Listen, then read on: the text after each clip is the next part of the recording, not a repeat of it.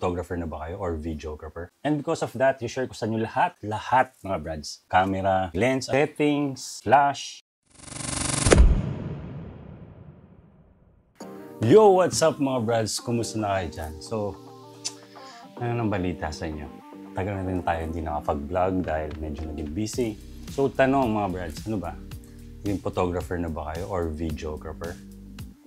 Kung ako tatanungin yung mga brads, yes, it's been 2 years na naging photographer tayo. Kahit pa paano, naging photographer talaga tayo. So kung gusto niyo makita yung mga output natin, yung page natin is retrato. So makita niyo dito yung mga output natin for the past almost 1 to 2 years na rin. This is my 3rd year as a photographer. Pero syempre mga brads, ano lang naman yan. Hindi naman talaga tayo full-time photographer. Ito yung natawag natin side hustle. Part-time. No? Kahit pa paano kasi mga brads, meron pa rin tayong full-time job. Share ko sa inyo yung knowledge, experience, yung mga natutunan ko for the past years. Siyempre mga brads, katulad nyo lang ako na who started sa YouTube, who started natuto sa internet, and now I'm a photographer. Parang photographer na talaga ako. So this time sa mga vlog natin mga brads, paigit ako sa inyo paano yung camera, yung lens, ano bang kailangan gamitin, settings, flash, kung anong mga natutunan ko sa industry na to. Kung may natutunan man ako.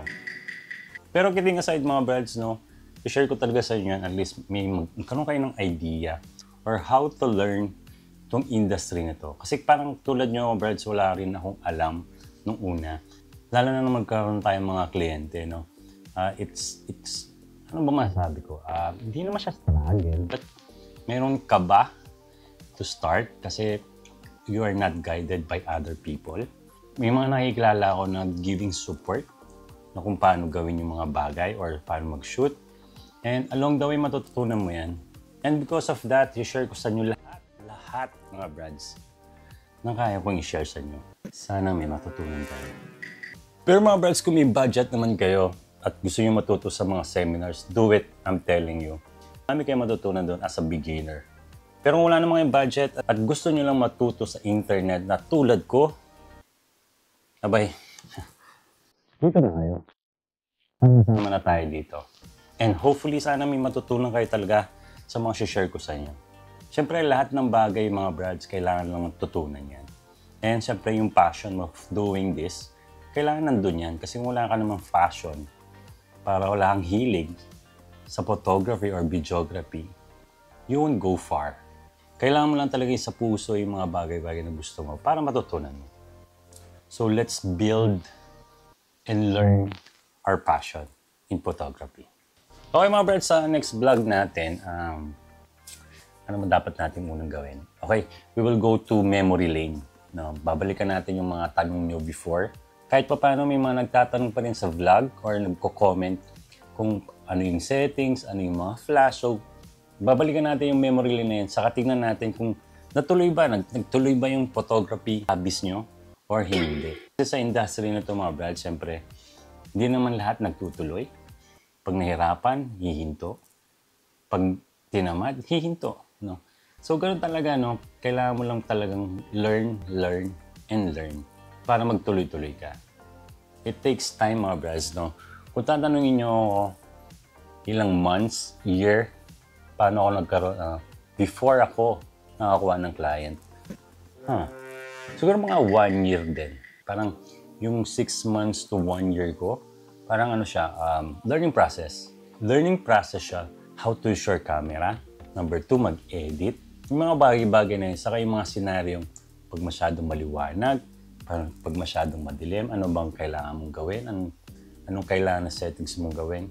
So from there, doon tayo nagsimula and paunti-unti nagkaroon tayo ng mga client. And for the past 2 years, dumami rin. Nagkaroon na tayo ng mga regular clients na binabalik-balikan tayo. It's ano bang nasabi ko? It's fulfilling, no? Lalo na kung yung mga gusto mong output, nalalabas mo na. Kung tatanungin nyo ako as this stage, ang dami ko pang gustong matutunan. Kasi everything that we do in life, mga brads, is a process. everything na gusto natin matutunan, hindi humihinto yan.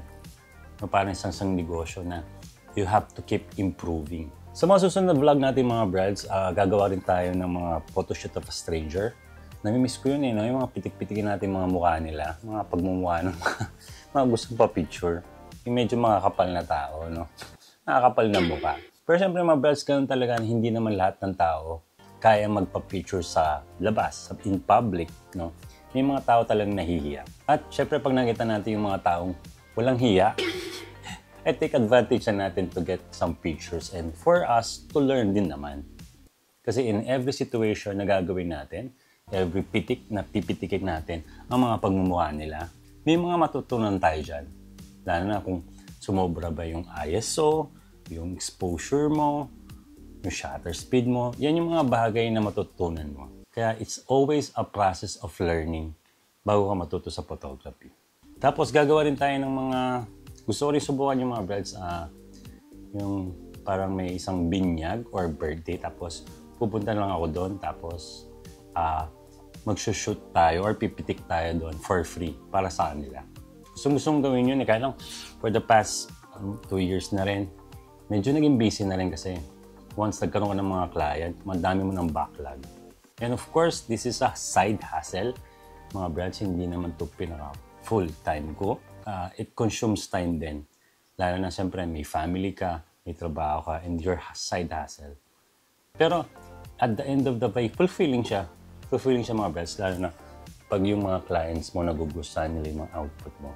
Yun yung isang bagay na hindi kayang tumbasan, nasasatisfy, nagugustuhan ng client mo yung mga ginagawa mo. Siyempre, kahit papaano nagbabayad din yan. And remember mga brands, photography or videography has a price. Hindi rin basta-basta ang presyo niyan. So, as long as you can do everything or you can give the best output na kaya nating bigay, syempre, bibigay natin. So, yung mga brands, sa mga bago sa channel ito, I am a flash photographer for almost 2 years here in Pampanga. I-share ko sa inyo mga experience ko at mga natutunan ko sa industry na to. Ang tanong, may matutunan kaya kayo? So, yung mga brands, hanggang dito muna tayo. Your next vlog natin, syempre, babalikan natin yung memory lane. Yung mga tanong nyo before, sasagutin natin. Mga curious o sa mga tatanong, ano ba yung pinaka-page natin? Para na makita nyo yung output ko, ay lilink ko sa baba. Then, this is retrato yung pinaka-ano natin, page natin. So, parang comment naman kayo kung nagustuhan nyo yung mga shots ko or hindi. Or paano nakuha yung mga shots na yon. Ano mga settings, paano natin ginawa yun. So, always remember mga brads, kung kaya nila, syempre kaya mo yan. Huwag ka lang tatama rin. Huwag ka lang matigas ang ulo. Kaya mo kaya talaga.